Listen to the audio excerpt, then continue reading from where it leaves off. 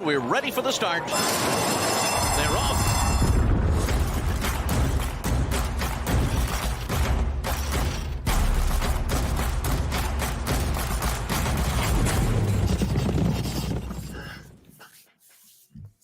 Welcome in, everybody. It's the weekly First Call podcast every Friday. Jeff Siegel, Jeremy Plonk from First Bet as we look at the weekend stakes races.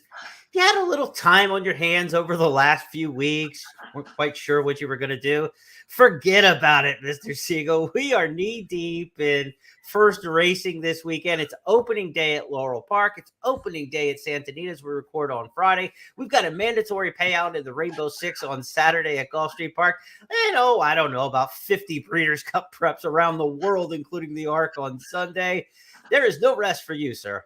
No, this is good time. I mean, it's better to be busy than not, and we'll be more than busy over the weekend, but it's good busy because there's some great racing, good gambling for sure, and many stakes races that'll have a major impact on what might happen at Keeneland and Breeders' Cup this year. So the good news is with the internet and all that, if you miss a race, you can always find it somewhere. That's right. That's not like the old days where if you didn't see it, you're never going to see it. But good racing. Again, we've got a Santa Anita opening up with a terrific weekend card. You've got great racing around the country, internationally as well. So let's dive in, and hopefully we can make some money and trying to find some really good value in races, several of which are kind of wide open, really, quite frankly. You know, what you said made me think back, and it's like not ancient history, but it feels like ancient history. Remember when you couldn't wait to get that CD-ROM in the mail from the Breeders' Cup that had all the preps on it? I mean, we thought that was technology. Now you're like, I miss a race. I'll come back. I'll check it on my phone, watch it on my watch. I don't know. But the Breeders' Cup CD-ROM of preps, that was early technology, I guess you will. In the dial-up era, the horses would just kind of blip across the screen and advance about 6 lengths with every gallop. Let's take a look at this weekend stakes action that we're going to preview here on the First Call podcast. Churchill Downs got a big stakes day on Saturday. It's the Lucas Classic in the Classic Division. We'll talk about that one, and a big one with the Kentucky Derby winner back in action. Belmont at Aqueduct rolls on with those traditional Belmont fall meet prep races. We got the Champagne that we're going to look at on the Saturday card. We'll talk about the Woodward. Should be a one-horse procession there, but we'll see if anybody can warm up. Life is good. At Santa Anita, huge stakes day on Saturday, opening Saturday of the autumn meet there at the Great Race Place. We're going to look at 4 of the stakes races. They go in succession, ending with the Awesome Again Stakes, which is our express bet race of the week. Big day at Gulfstream Park. We talked about that on Saturday with the mandatory payout in the Rainbow Six. There's also 2 stakes races worth $400,000 each, the finales of the Florida Sire Stakes series. So tremendous racing at Gulfstream on Saturday. We've also got Laurel with their Autumn Stakes Spectacular on Saturday. 5 stakes races there in Greater DC. And then on Sunday, not only do we have the Arc de Triomphe around the French Quarter, but also the Frisette, the Pilgrim, 2 races at Belmont Park we're going to take a look at. And of course, more Breeders' Cup prep races at Santa Anita on Sunday with the Zenyatta and a host of other races as well. So, Jeff, we've got a ton to look at. You know, we try to keep this podcast a listenable length, and 8 races seems to be about the right length to do so. But this weekend, we literally had to cut races of major importance to get to 8. Yeah, I mean, you're right. I mean, we could go 5 hours maybe. And, all of us, both of us, we really do look at all the races. Yeah. We may find a race we have an opinion on. Maybe several of these races we just don't. But you got to look at them all, because what we're trying to find 8 races that I think, have some value to it. And you got to look at all. You mentioned cutting some races. They're still very important races. I mean, we're not necessarily going to spend time trying to figure out whether Life is Good is going to win or not. I think we all kind of figure out at 1-9 in the morning line. He probably will. Yeah, but there are other races here that maybe offer some good gambling opportunities. Let's start with the Lucas Classic at Churchill Downs. This used to be called the Homecoming Classic when they started their September meet. It was matched up with Homecoming at the University of Louisville. You usually try to get a tomato can opponent for Homecoming, right, Jeff? Yeah. But in this Lucas Classic, the former Homecoming Classic, there aren't many tomato cans in here. Kentucky Derby winner Rich Strike, a multiple Grade 1 winner Happy Saver, Art Collector coming off his repeat victory in the Charlestown Classic, and then Hot Rod Charlie, who dances all the big dances and never runs a bad one. King Fury Chess Chief round out this field. But there are 4 very, very interesting horses amongst this 6-pack. How do you see it shaking out? Well, I looked at Happy Saver because I think any horse that runs second to Life is good, and then second to Flightline is probably going to be enjoying a little bit of a class relief here in this Grade 2 event. The thing that kind of bothers me about Happy Saver, and maybe I'm being too critical here because on speed figures he's right there with the rest of them, is he's won 5 out of 11, but those 5 were the first 5. And, now he's been knocking heads against the best maybe in the world in terms of dirt racing, and he's laid his body down, and I just don't know how much he's got left. I think he deserves to win one for sure. Yeah, and he's certainly going to be tough here. Art Collector, to me though, is kind of rounding back to his best form, and the pace scenario here going a mile and 1/8 should be pretty soft for him. This is his 3rd start following his trip to Saudi Arabia, and I think visually he looks like a horse that's happy and is doing well. Now, I'm not crazy about 2-1 on the morning line because I don't think he's that much better, Jeremy, than Happy Saver. And Rich Strike won the Derby on this track. You can't ignore that. And Hot Rod Charlie, well, he doesn't seem to want to win.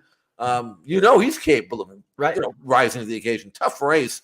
I actually ended up going with Art Collector, but if you got a stronger opinion than I do, I'm all ears. So tell me what you think.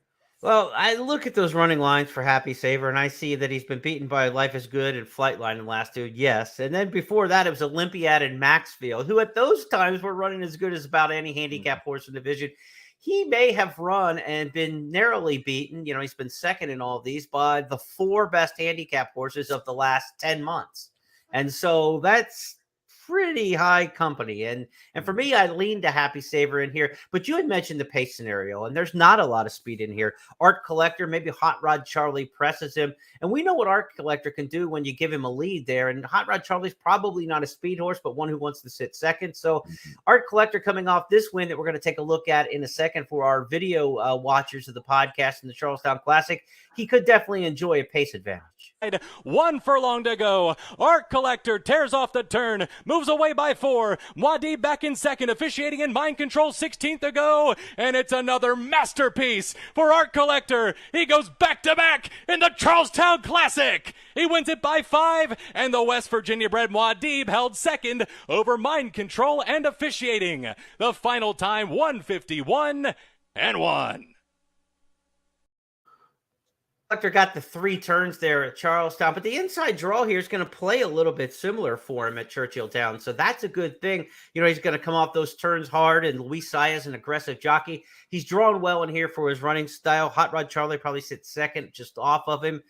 And then it's a matter of who punches. It's a mile and 1/8 here at Churchill Downs that, we know Art Collector can get this distance, so he's going to be tough to run down. I just have a gut feeling that Happy Saver's due. I mean, he keeps running his race, but I see what you're saying. Like, could he be punched out, after having so many of those hard races like that? Is this the time he finally shows a bit of regression? I lean to Happy Saver, but from a pace standpoint, Art Collector probably going to be the horse to beat. Yeah, it's an intriguing race for sure. And again, I'd be curious to see how Rich Strike runs. He's not going to get the pace that perhaps he needs, but he does carry the flag for the 3-year-old division. And if he does not run well, it's not going to flatter Epicenter and Cyberknife and Zandon and those kind of horses. He should run well, and he doesn't even have to run to win to run well. If he fires and comes up a little short due to the fact that the pace is soft, you can't really hold it against him. But at 6-1, if you like Rich Strike, you probably will get your price. And I'm really intrigued to see how he faces these older horses for the first time and whether or not he can be a player, later on in older horse races, not only this year, but next year as well. You have the Clark handicap in November at Churchilltown. So if some of these horses aren't ready to go back against Flightline in the Breeders' Cup Classic, this may not be a classic prep. For a horse like Art Collector, it could be a dirt mile prep on the cutback. So these are some horses at some intersections. Rich Strike, probably, if he comes running at all with a little bit of something, it's enough to say he's a 1.25 mile horse, and they'll go on to a Breeders' Cup Classic perhaps with him. But if he runs well over this track and they know he loves Churchill, you got the Clark handicap still sitting there. I think that's a $500,000 race in November. So a lot of different ways horses could go out of the Lucas Classic on Saturday. Saturday's first race that we're going to take a look at Belmont Park will be the Champagne Stakes, race number 10. And Jeff, the Champagne in here has a horse that we want to look at named Verifying, coming off a win at Saratoga. The rail, Verifying is there. Didinger drops back just a bit, and then comes King's Glory in a fourth, followed by Standard of Proof and Game Warden, the 1/2 mile in 46 seconds, and now there's 3/16 to the finish. It is Trackmate on the inside and Verifying on the outside. Verifying with a narrow lead. Trackmate battles on down at the fence. Now a 16th to the wire. Verifying now getting clear from Trackmate, and it will be Verifying to win his debut on Run Happy Travers Day. Trackmate. We know this horse can handle a crowd at Saratoga. That's not going to be the case at Aqueduct on Saturday, I'm sure. But a good field of 6, but not a deep field in here. Verifying coming off that win for trainer Brad Cox, the son of Justify, cost $775,000. And then you got a more proven horse like the Saratoga Special and hopeful runner-up in Gulfport, who won the Bashford Manor at Churchill earlier this year and has been a bit of a disappointment, I think, over the summer. Jeff, your thoughts on Gulfport, Verifying, and the field for the Champagne? Big prep here for the Breeders' Cup Juvenile. I thought Gulfport was going to be a really good colt after he won his first 2 starts, and being by Uncle Mo, you would have expected him to, build on those first 2 runaway wins. Beaten at 2-5 though in the Saratoga Special, had trouble on the turn, but was getting kind of outrun at the time. I thought comes back, had a nice trip in the Hopeful again, really not putting up a lot of resistance when challenged by Forte. And so he really hasn't made the progress that a horse that you'd expect now to have was already run 4 times to have. And so I'm kind of thinking that maybe he's reached his ceiling, at least as a 2-year-old. Whereas Verifying, a debut winner for Brad Cox, he only won by a length and 3/4. His number was strong, though. And it's kind of interesting because Brad Cox actually has a better record with second-time starters than he does with first-time starters, And I just wonder whether or not Verifying, even though he won the race, and he wasn't really knocked about in doing so, really was all that cranked up, even though he had really trained like a top colt, so much so that he was 3-5 in his debut. And he won nicely, and as a son of Justify, you'd figure that whatever he did at 6 furlongs, he'd do better at a mile, and this is a mile. Right. I also noticed that he's had a really good, healthy 3 works since that race, and I think he's going to step forward. Joel Rosario riding him back. 1 turn mile should be perfect for him. So at 9-5 on the morning line, which I would probably want a little bit more than that, maybe to be completely, confident of making a good gamble. I do think you're going to see Verifying step forward and produce a significant forward move. And if he does, I think he can step forward and win this race. That's the Champagne Stakes, prep for the Breeders' Cup Juvenile. 1 turn mile. They'll go 2 turns at a mile and a 16th, of course, at Keeneland in the Breeders' Cup Juvenile this year. But the Champagne, always one of those stepping stone races that you have to give a lot of consideration to. One of the anchor races on the card Saturday, the Belmont at Aqueduct meet. The big race, though, Saturday, Jeff, give a quick cursory thought. Life is Good taking on a field of 4 challengers, and none of them are headliners. Law Professor, Thomas Shelby, Keep Me in Mind, and Informative. This is a canter for Life is Good. There should be no excuses here, so long as nothing goes amiss. Does he get something enough out of this Woodward at a mile and an 8th, 2-turn race at Aqueduct, a mile and an 8th? Does he get enough out of this to go on to the Classic? Is that what we're looking at here? It seems that's the way the connections are saying. It's Classic. This horse is not going to come back and defend this title in the dirt mile.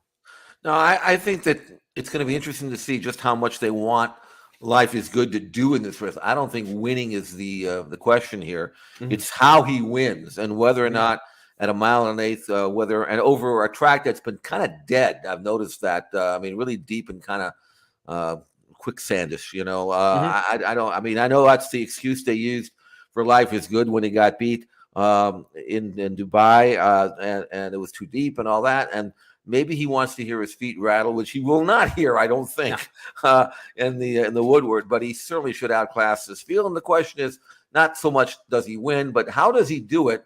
And does he do it in such a manner that would suggest that he could conceivably give Flightline a run for his money? Right now, I don't expect to see that performance. You want him to win. You want him to get something out of the race, but you also you don't want to brutalize him or anything like that. It doesn't. You don't have to run up the score here. Just win. Right. So really, it's just a matter of watching the race and evaluating in your own mind what are you expecting to see, and whether Life is Good is going to meet that standard so much so that he deserves a chance to run in the Classic. Because Life is Good is going to go to stud as a son of a mischief with a tremendous following and a great reputation. You really don't want to get him dusted by Flightline if you don't think he's going to be able to be at least competitive. So it's a race within a race for Life is Good. He almost has to prove that gamble is worth it, in a strange sort of way of, is his reputation at stud at risk if he's not up to the test in the Breeders' Cup, and how that may impact him in a stallion career, as far as what they can demand. So very interesting business decisions and business doings that we'll find out a little bit more after the Woodward. We're going to turn our attention to Santa Anita for a series of 4 stakes races here as we look at our schedule for the week. The Lucas and the Champagne down. We've got 4 to come from Santa Anita in succession. Races 5, 6, 7, and 8 on Saturday. The City of Hope Mile, the Santa Anita Sprint Championship, the Eddie D down the hill, the Turf Sprinters, and the Awesome Again in the Classic division for the West Coast horses. I want to remind you that with Santa Anita's opening weekend, when you bet with First Bet and Express Bet, we've got a $5,000 late pick 4 hit and split Friday, opening day today, Saturday, and Sunday. So the late pick 4 at Santa Anita Friday, Saturday, and Sunday each has a $5,000 hit and split, $15,000 total. What does that mean? Bet with First Bet and Express Bet on those late pick 4s. And not only will you take home your pari-mutuel winnings in those wagers, you'll also split your share of $5,000 if you hit each of those wagers with other members only on the Express Bet and First Bet platform. So you can add some serious cash to what you're playing. Also want to let you know with that mandatory payout in the Rainbow Six Saturday at Gulfstream Park, expecting a couple $1 million in the pool there, big carryover, 6 figures. That mandatory payout also has a $5,000 hit and split when you bet with First Bet and Express Bet. So bottom line, Jeff, on Saturday, you got to be betting with us to get that extra cash. First Bet and Express Bet. Be sure to get in on those pick 4s at Santa Anita. Definitely that mandatory Rainbow Six payout on Saturday at Gulfstream. So you ready to handicap some Santa Anita, partner? Let's dive in. I've already done most of the card. And it's, again, a typical type of card this time of the year where you get a lot of stakes. Out here in California, sometimes we don't get big fields. We've got a couple, though, that look pretty challenging. And it's maybe a little bit better gambling opportunity than we normally would get in some of these races. And so let's dive in. All right, let's go to the City of Hope Mile on Saturday. That'll be our first of the stakes races that we're going to handicap. Also some stakes on the undercard. The John Henry Turf Championships even earlier than this on Saturday. But race 5 is where we're going to open things up. City of Hope Mile, grade 2 here. Prep for the Breeders' Cup Mile. We've got a field of 6, Jeff. And you wanted to talk about a horse named Iridio in here, I believe. Well, he is second choice, and if you look at the form, you'd think that, well, okay, Beyond Brilliant, 6-5, he's the controlling speed. He's very good, all that. He is the one to beat, but Iridio's a happy horse, and I think he's happy because Hong Kong Harry's not in the race. That's who beat him in the Del Mar Mile, but I thought Iridio ran really well. This is a breeze we had the other day, and he looks really good. He's hitting on all 4s. He's a turf horse working on dirt, so the final time's not going to be much, but he was only asked to go an easy half, and that's what he did. He looks to me like a horse that even though he fired his best shot when second in the Del Mar Mile back in early September, about a month ago, he did run a winning race. He earned a career top 98 Beyer number, and he's a 6-year-old gelding with just 11 starts but 5 wins. I think he's going to step forward here and run well at, again, 5-2 in the morning line. As for Beyond Brilliant, yeah, I mean, if he can be brilliant when he wants to be, I've tried him on days where I thought he would win and he didn't. So Yeah. He's the kind of horse that, he can run really well and he can kind of tease you like, okay, now he's finally reached that level. But I don't know whether I trust him, even given the pace scenario that really should bring out his best. And certainly at 6-5, I'm not sure there's much of a gamble there. So I want to take Iridio. Hopefully he can say somewhere within range. I don't think he can drop back 8 or 10 lengths and beat him. But if he can be maybe 4 or 5 lengths back, maybe going into the turn, he's got a chance to maybe wear him down. Let's talk a little bit about horses like Beyond Brilliant, who just don't seem to follow up wins with good efforts. Every time he wins, it takes a race or two for him to get back in form. Do you feel that that's more like kind of like revisionist history? You're going back and looking at the form and you're trying to create something, or is there something to it? Are horses tough on themselves after big efforts and just don't have it and need more time? What are we looking at with horses like this that just can't seem to pair up good efforts? Yeah, I think maybe John Sheriffs, who's trained Beyond Brilliant, has maybe figured out that, because I watched him breeze and he's going really easy in his workouts. I think he's the kind of horse that John wants to keep as fresh as possible. Now he's worked well on the dirt, and he's 101-1, and you can see these works on xptv.com. He looks good, and I think you're right about Beyond Brilliant, where he kind of lays his body down and then maybe kind of falls apart the next time, and maybe he does need time out. Well, he hasn't been out since late July. So you can't really say that, if he can't recover off a race from late July to now, then there's some issues there. And I expect that maybe that's why he's been trained rather lightly. But again, Beyond Brilliant is going to get his trip. I don't see anybody in here that's really going to run with him early, which is, I think, one of the reasons why he is the 6-5 morning line favorite. People are going to look at the race and say, okay, he's the lone F and he's going to go. And given that kind of trip, 2 races back on the Whittingham over this track, over this turf course, he was able to win. Although I think maybe Iridio was better than the horses he's been beating. So if you're playing a rolling exotic, I mean, you gotta save with him. And you hate to spend a spade with a 6-5. Just beat him or lose. Basically. But I could see a scenario where Beyond Brilliant keeps on going. I just think if I can get 5-2 in Iridio, I think that's a better game. Yeah. If you're gambling this weekend on Santa Anita, don't forget we got that $4,000 Santa Anita opening weekend challenge. So handicapping tournament players, be sure to go to expressbet.com and register to get involved there. Breeders' Cup betting challenge, National Handicapping Championship seats, and a whole lot of cash on the line Saturday in that tournament.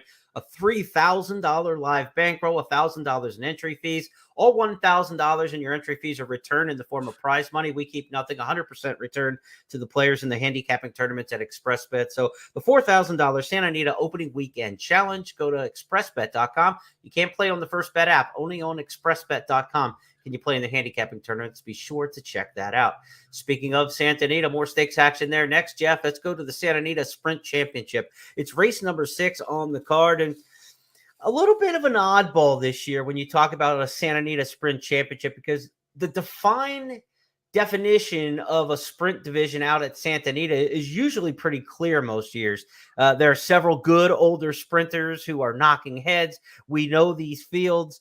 This year's edition is a little bit off the wall because you've got Forbidden Kingdom in here, who's really not been a part of the sprint division to this point, right? I mean, he was part of the 3-year-old division trying to get up to the Santa Anita Derby and Kentucky Derby. Now he comes off the long layoff as kind of the sexy horse in this race and the one who's going to get the most attention. He may be the best horse and the one to beat, but it's not a traditional sprint division. You've got CZ Rocket back in here, but where are all the California sprinters this year?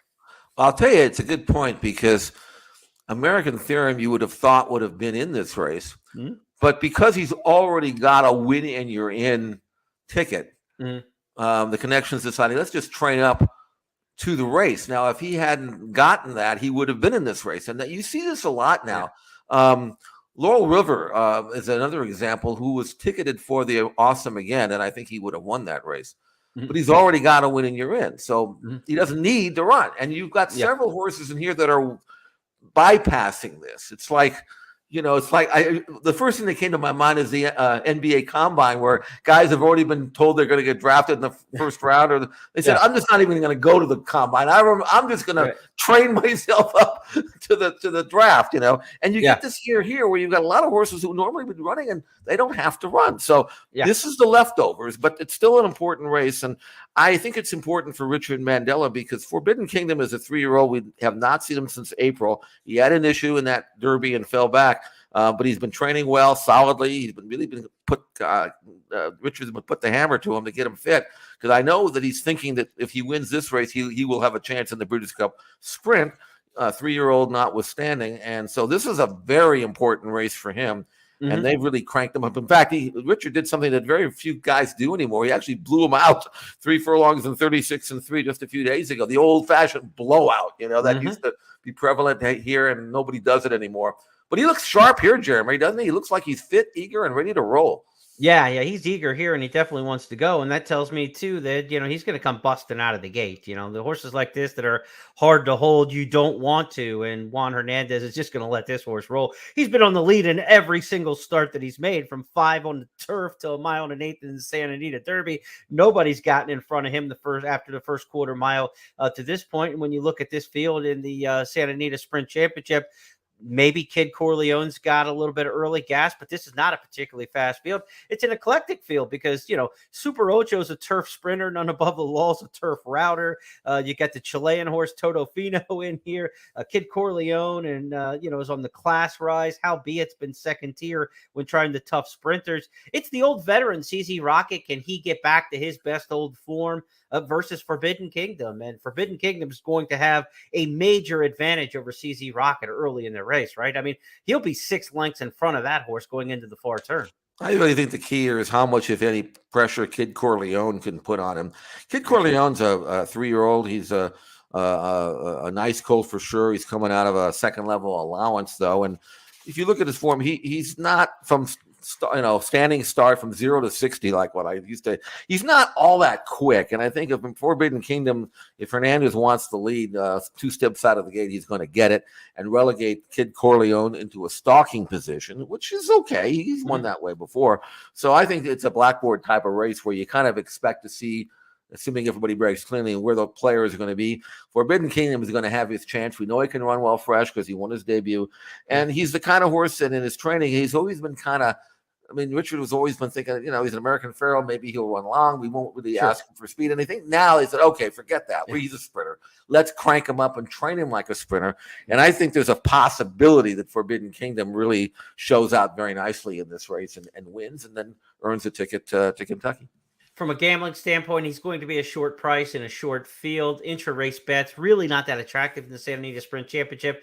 But with a bigger field in the Eddie D Stakes in the next race, I think you really want to look at daily doubles if you like Forbidden Kingdom. If you don't like Forbidden Kingdom, then jump all over the intra-race plays and try to beat him in that Santa Anita Sprint Championship. But if you concede the race to Forbidden Kingdom, I think you have to look at the multi-race bets, and the daily double will be attractive in here as we look at the Eddie D Stakes next on the card, race number 7.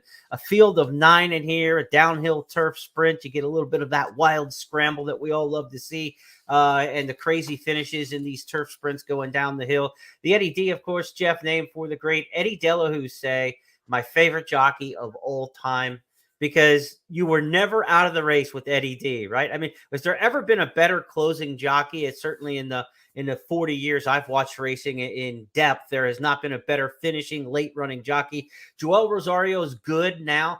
Think Joel Rosario times 2 when it comes to Eddie D. When Eddie had a closer, man, he didn't miss. I'll give you a funny story. Of course, he won the Breeders' Cup for us back in '89 with Prize. But if you go back and watch that race, Tom Durkin's calling as the field's going into the far turn, and he mentions one of his calls was Prize dropping back. And at Gulfstream watching that race, he looked like he was dropping back, and that was kind of deflating a little bit. But then he came back on and won the race. And I remember talking to Eddie after the race in the winner's circle, and I'm saying, man, I thought you were dead at the far turn. He says, you know me, I'm always saving something. I'm never really dead. I may look like I'm dead, but I've always got something left. And he was right about Prize. And so when you say he's your favorite jockey, you've got some company. I can guarantee you that. And he was, I remember You remember his win on Gato del Sol when everybody's whipping and driving and he's just kind of sitting there, at the eighth point. I said, turn him loose already. And Eddie said, I know what I've got. I know when I ask him, he'll go. And, the same thing happened when he won with Princess Rooney in the first Breeders' Cup Distaff back in '84. Everybody's whipping and driving at the eighth pole, and he's just like this. And then the last 16th mile, and she takes off. So yes, always you always have a chance with Eddie D. He was my favorite, no question about that. Now I mean, as a horseman, now obviously you could look at Shu and Lafitte and all those great riders. Right. They're up there too, but as an owner, I seem to have more success with Eddie. And just the excitement factor, I mean, just like Zenyatta with all of her wild finishing wins, can you imagine if Eddie D rode the Zenyatta, how much fun that would have been? That would have been a match made in heaven. I mean, he couldn't have done much better than Mike Smith did, right? Maybe one better. Of course, Mike didn't ride it. David Flores was the original jockey of Zenyatta, and he did not go to the Apple Blossom to ride Zenyatta, to ride some horse who he thought might be a Santa Anita Derby prospect, and ended up losing the mount on Zenyatta, and Mike Smith made history there. But Eddie D and Zenyatta, that's a match made in fantasy sports heaven when it comes to horse racing. Let's talk about this field for the Eddie D Stakes, Jeff. 9 of them in the Breeders' Cup Turf Sprint Division. This is a whole different ball game, 6.5 on the turf than what they'll see at Keeneland when they're dashing, the 5.5. And so this may not be apples to apples when you look at a Breeders' Cup contender, but this is a very important race for a West Coast Turf Sprint division that's pretty deep. The Green Flash this summer at Del Mar was the big race there, and several of the horses come out of that. We also got several coming back from the Del Mar Mile. How do you see this one shaking out? Yeah, this is interesting because the 6.5 down the hill, you couldn't get a more different turf sprint going 6.5 down the hill than comparing this race, to the Green Flash, which is 5/8 on turf at Del Mar around one turn where it's very difficult to make up ground. So you look at the Green Flash form and you're trying to figure out, can I take that form and apply it here? And the answer is emphatically no, you can't. You got to go back and see how some of these horses have done in maybe longer sprints. A horse turning back from a 2-turn mile would have no chance sprinting at Del Mar. Here, this is probably what they want to do. So if you're looking at a cutback type of horse, then certainly these horses can do it. I mean, look at a horse like, for example, Air Force Red, who opened up and got nailed in the Del Mar Mile. But looking at his form going 6.5, this is what he wants to do. He's a contender at 5-1. I think Lane Way, who has never run down the hill but has the proper style for it, if he can avoid trouble from the rail under Mike Smith, he's got a good chance here. We know that Gregorian Chance had success over the course here. He's got a chance. He won a 6.5 down the hill race back in March earlier this year. So he's a major contender as well. Dubai Key got burned up on the rail last time out sprinting. He's outside. He's got a softer pace scenario here. I look for Dubai Key to run much better because I don't think he's going to have to go all that fast in the opening quarter. Even though this is a sprint, it doesn't look like that first quarter is going to be all that fast. So this is a race that has a number of possibilities. And it's almost like they take turns, and I don't really have any great confidence other than spread the race. Even a horse like What Makes Sammy Run, if you go back and watch his race 2 races back at Del Mar, he was a monster runner up that day. Should have maybe even won. You could even throw him in there. So really tough race. If I had to pick one, I'd probably go with Gregorian Chant, only because I've seen him win on this course. But there's 4 or 5 that could win. The depth of this race and the lack of an absolute standout is what makes that daily double, perhaps, from Forbidden Kingdom in the previous race so appealing, because there are multiple options in this field of 9 in the Eddie D to try to pair them up with.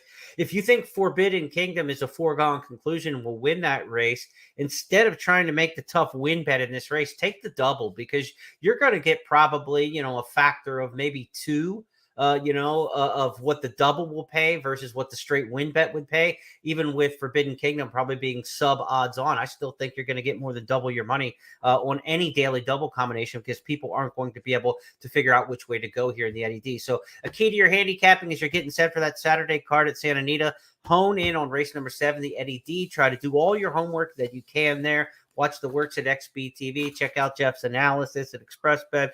Watch replays. Do your homework there, because that might be a really good race where you can compound a short price in race 6. to doubling your money plus in race number 7 and separating yourself there and getting a very nice return. Let's continue our handicapping at Santa Anita for Saturday with the Awesome Again Stakes. The final stakes we'll look at Saturday at the Great Race Place. It's the $300,000 Grade 1 local prep towards the Breeders' Cup Classic. We've seen some, Bob Baffert trainees win this race in recent years. Improbable in Medina's Spirit. Baffert's won it 7 times, Jeff, in his career. He's got 4 of the 8 entered in here with a 50% chance to make it 8 wins in the Awesome Again. Did you go Baffert? Did you go some other direction? And if you went Baffert, how'd you do it? Because there's 4 to pick from. Here's the thing, Jeremy. Sometimes you get a race where you like 5 or 6 horses. I mean, every horse you look at, that horse could win. That horse. And then you get a race where you don't like anything. This is one of those races. Although I will say this, I picked the funded, but there's an issue there because I think with Maldonado taking over the mount, who's basically a speed rider, I think Baffert is thinking that maybe the funded might be able to make the lead here and maybe wire the field. But he also has High Connection in the race, who's a speed horse. But I'm thinking maybe he might scratch High Connection. I don't know that. I actually went out to Santa Anita looking for Baffert yesterday, and he wasn't around, so I couldn't ask him. He would have told me. But so if a High Connection comes out of the race, because Bob's got 4 out of 8, and High Connection's the longest price of the 4. Yeah, that tells me that he's going to put the funded on the lead with Maldonado. And if the funded, the way he's been training, gets the front end, he might run back to his really good runner-up effort in the Hollywood Gold Cup, which was at 1.25 miles, which might be out of his range, but not 1 1/8 miles.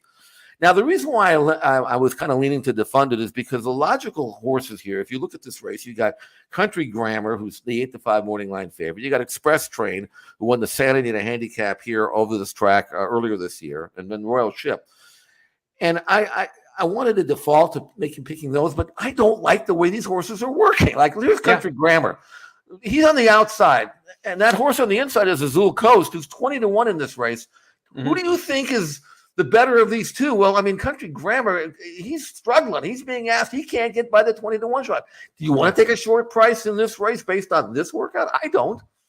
No, and the jock's going all elbows and knees on the outside and forcing him to put a head in front just beyond the wire, and doesn't look particularly strong doing it. And I know that you thought Express Train was kind of in that same boat, Jeff. We go back to XBTV's workout library from the 24th. Express Train on the outside here. Same situation. The big horse is the one who's working hard and not getting it done. I mean, look at the leader here, the workmate, the target. He's just coasting, and the horse on the outside, Expressman, he's driving. Okay, he's going to win the work because they want him to win the work, and it's not like he's working at 58 either. I mean, this is 1 minute and 2/5. Do you want to take a short price on a horse like that based on that workout, especially when his last race, he finished 4th and got beat 27 lengths? Now, granted, that was Flightline's runaway win, but even if you take Flightline out of the equation, he was struggling in that race too. This horse is 7-2 in the morning line in the Awesome Again. I can't play him at that price. I know he's good enough. Again, he won the big cap on this track. Yeah, that's not the kind of workout that I want to see if I'm going to take 7-2 on a horse in a Grade 1. I'm sorry, that's just the way I feel. So now you look at him, you look at Country Grammar. Do you really want to take short prices on those 2 horses? I don't. Right. Royal Ship did have a good work. It wasn't a great work, even though he worked in 58 and change. But he's the kind of horse that I'm always zigging and he's zagging. So I don't know when he's going to fire, when he's going to run well or not. He was 3rd, beaten 25 lengths in his last start. So I don't know what kind of form he's in. So I'm going to take the horse that wasn't in that race, who didn't get his head handed to him in that race. That's the funded, who actually did work. You can look that work up at XPTV. He actually did work pretty well last time out.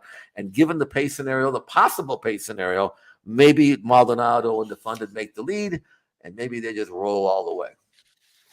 I needed the funded to take down a big bet in his career debut when he was supposed to be the next good thing. He's run 10 times since, and I still have a grudge. It just doesn't go away, Jeff. I don't blame you. Well, that's what I'm saying is you got to like something here. And here's that's kind of a pick by default for me. I got to pick somebody. Yeah.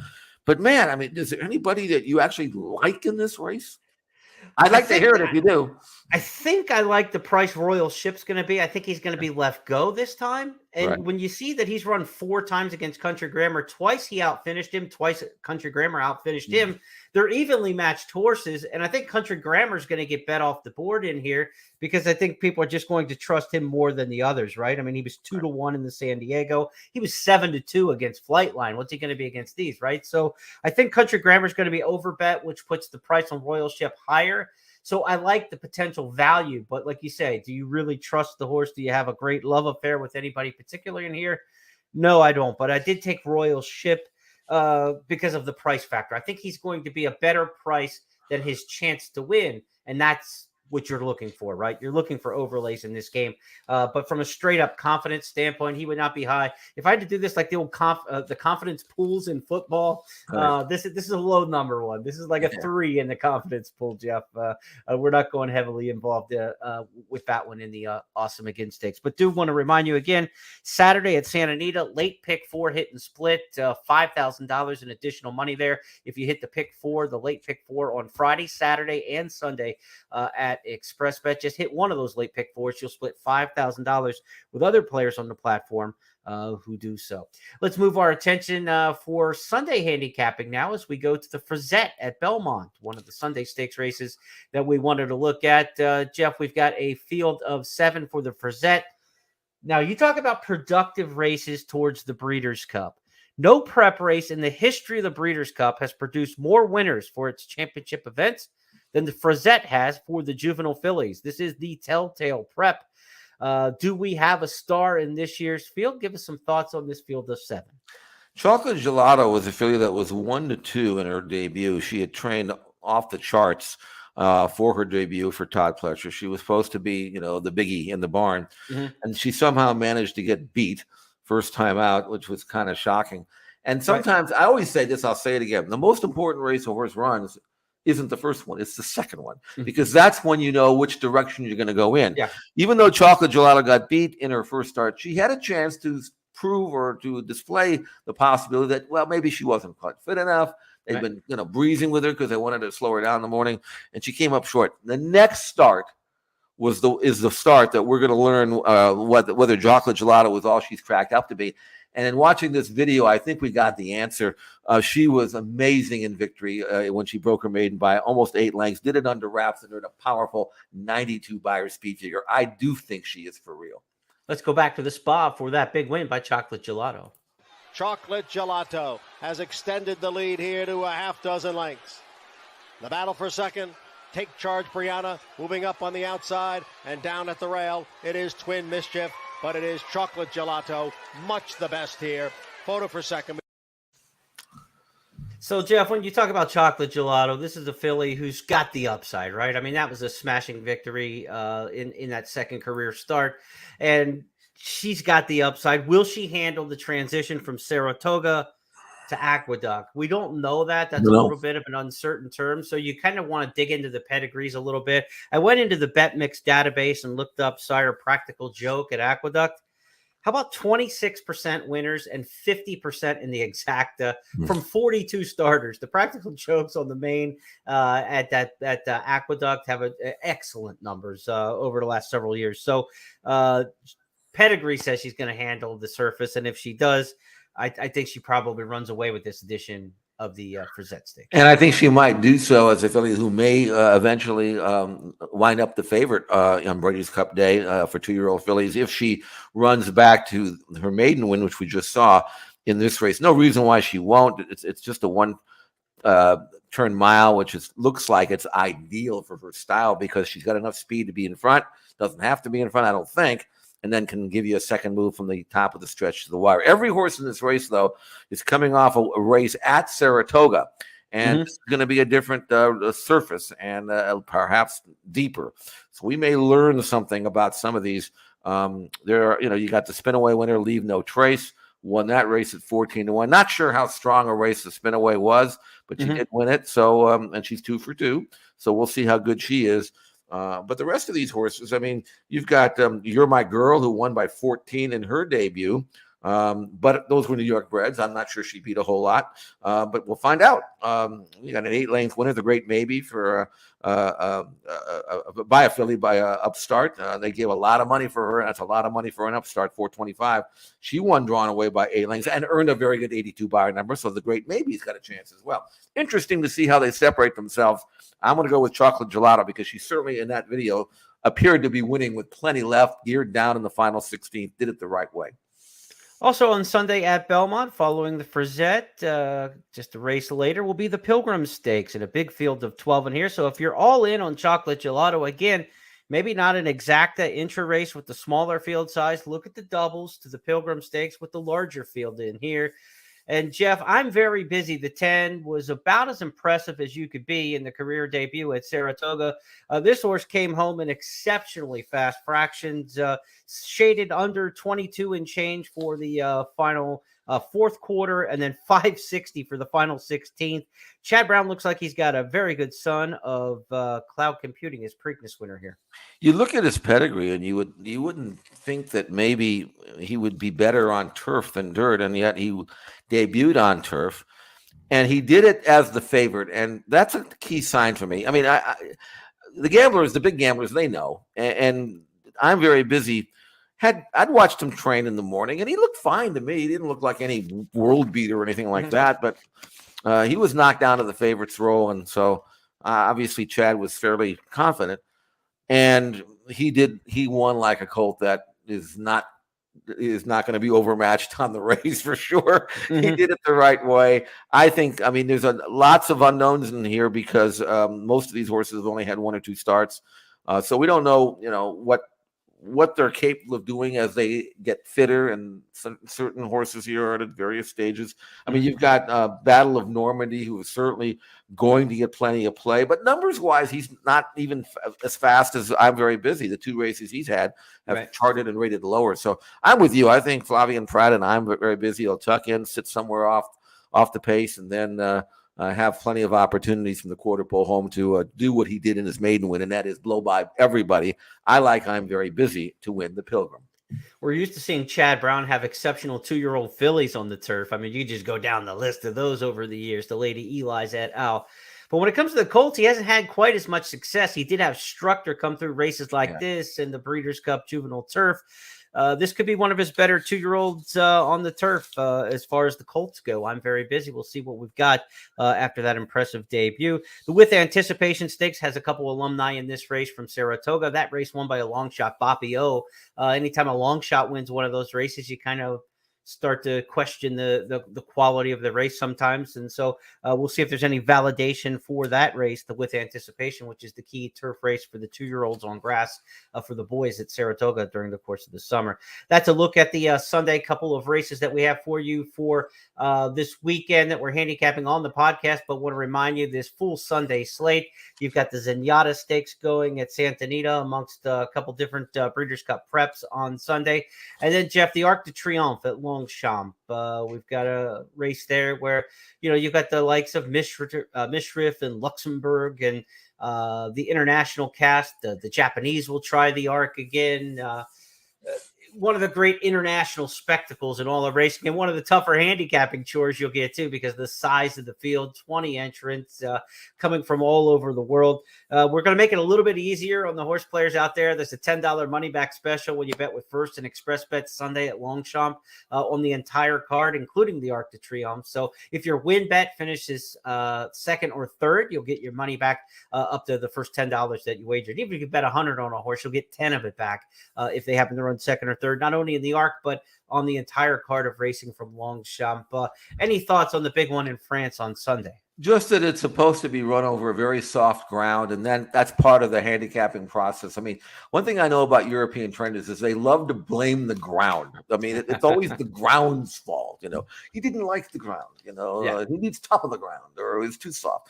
But look, I make fun, but it's usually a good excuse, and usually, I like the way Luxembourg won his last race. I don't know about the ground for Aidan O'Brien, but I understood. I think I read somewhere that he likes it a little firmer, so maybe that'll put him at a disadvantage. But if he doesn't win this race, maybe he comes over here for the Breeders' Cup. Aidan will do it. So I'm curious to see how he runs.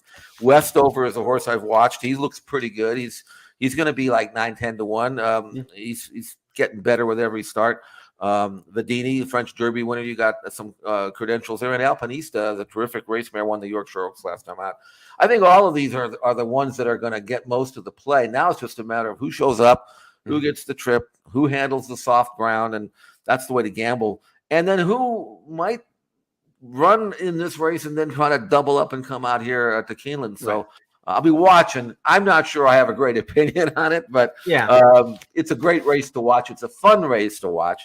Big fields, and everybody seems to have a shot from the top of the stretch of the wire, and there's a long run in at Longchamp in their stretch, so everybody seems to have a chance there. So good card. And by the way, watch the undercard races too if you want to get up, because you're going to get horses from the undercard races that will be coming to the Breeders' Cup as well. So do some scouting out there.